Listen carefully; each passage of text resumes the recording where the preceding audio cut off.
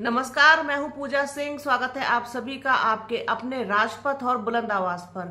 दोस्तों, समाजवादी पार्टी और कांग्रेस के बीच चल रहा शीत युद्ध किसी भी तरीके से थमने का नाम नहीं ले रहा है। एक दूसरे के ऊपर जो है वो लगातार हमले जारी हैं। अखिलेश यादव जो हैं वो इस वक्त थोड़े से शांत पड़े हैं, या यूं कहा जा सकता है कि अखिलेश यादव बैकफुट पर आ गए हैं।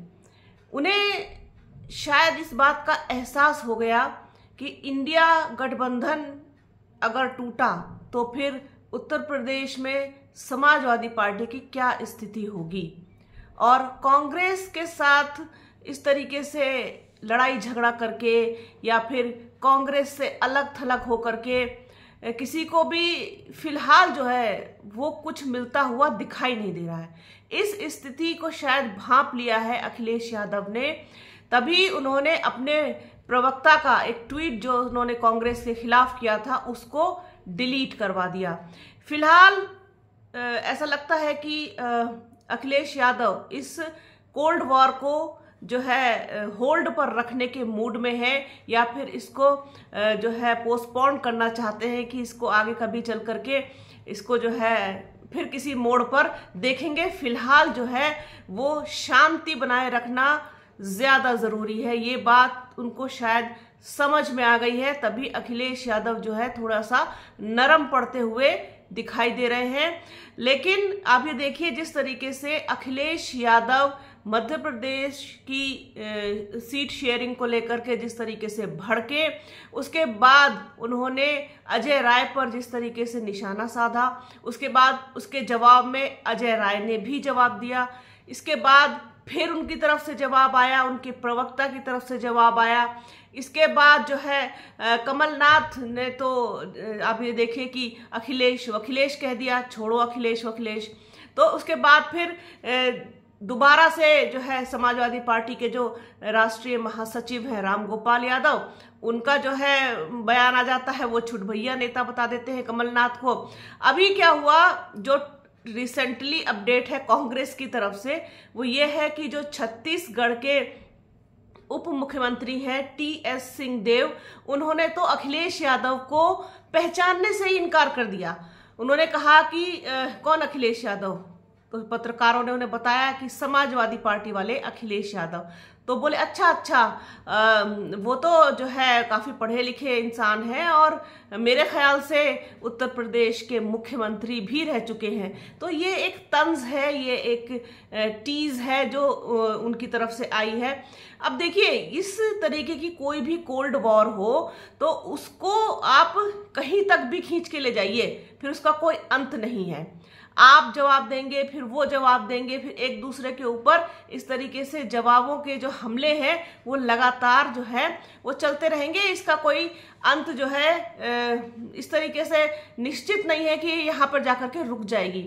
हाँ, रुक तब सकती है जब कोई भी व्यक्ति थोड़ी समझदारी से इस चीज पर सोचे और विचार करे कि आखिरकार ये क्यों हो रहा है और किस लिए हो रहा है, और हमको जो है कहाँ पर जाकर के स्टैंड लेना है। समाजवादी पार्टी की जो पोजीशन है वो उत्तर प्रदेश में भी कोई बहुत अच्छी नहीं है, बहुत अच्छी स्थिति में समाजवादी पार्टी यहाँ भी नहीं है। बस ये है कि उत्तर प्रदेश में वो जो है मजबूत विपक्ष के रूप में है और एक बड़ी पार्टी उत्तर प्रदेश की कही जा सकती है। लेकिन जो दूसरे प्रदेश है वहां पर समाजवादी पार्टी का कोई खास जो है आधार नहीं है।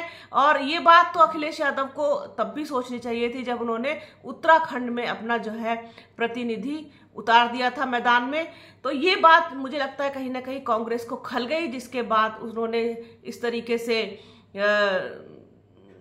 मध्य प्रदेश में आकर के जवाब देना उचित समझा।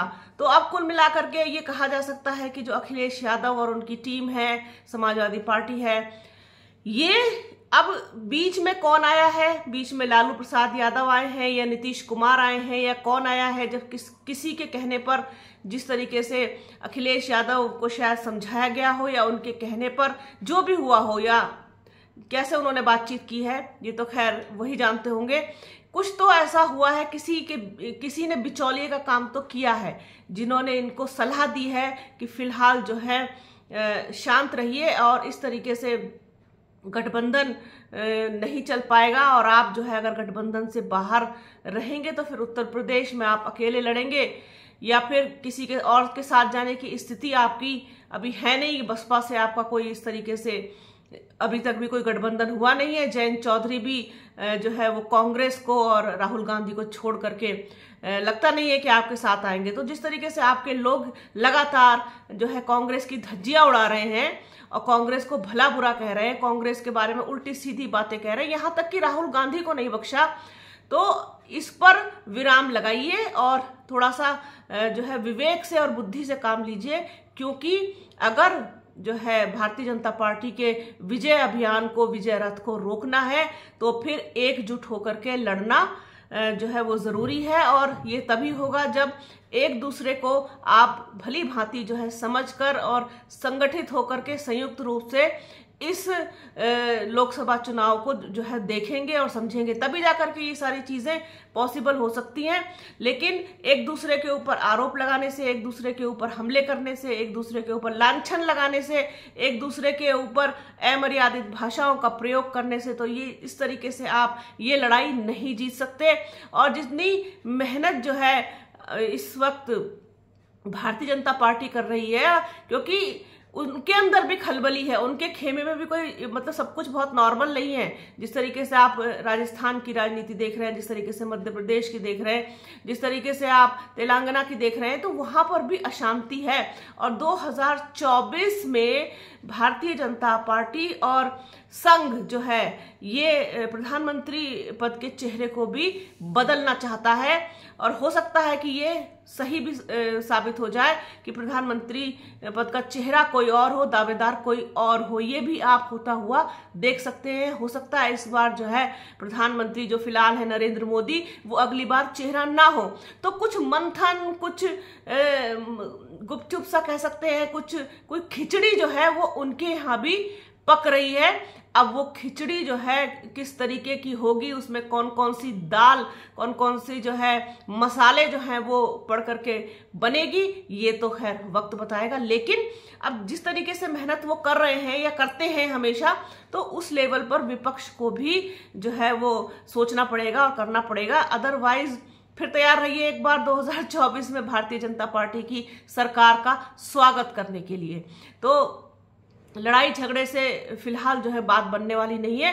यही शायद सोच करके अखिलेश यादव जो है वो शांत हुए हैं और थोड़ा बैकफुट पर आए हैं और उन्होंने अपने लोगों को भी जो है चुप रहने के लिए कहा है और अपने प्रवक्ता का ट्वीट भी डिलीट कराया है। तो ये सारी चीजें इस बात की ओर इशारा करती हैं कि अखिलेश यादव जो है वो इस चीज को समझ गए हैं कि अभी फिलहाल जो है वो इंडिया गठबंधन से या फिर कांग्रेस से जो है पंगा लेने का सही समय नहीं है। तो ये एक चीज थी। छत्तीसगढ़ के उप मुख्यमंत्री का जो बयान है वो इम्पोर्टेंट था कि किस तरीके से उन्होंने अखिलेश यादव को पहचानने से मना कर दिया। तो इसको सोचा कि जो है अपने दर्शकों के साथ शेयर किया जाए। तो बने रहिए बुलंद आवाज और राजपथ के साथ। हमारे चैनल को लाइक कीजिए, शेयर कीजिए, सब्सक्राइब कीजिए, बेल आइकन जरूर दबाइएगा। अपना और अपनों का बहुत ख्याल रखिए। जल्द मिलूंगे आपसे एक नए वीडियो में एक नए मुद्दे के साथ। तब तक के लिए जय हिंद।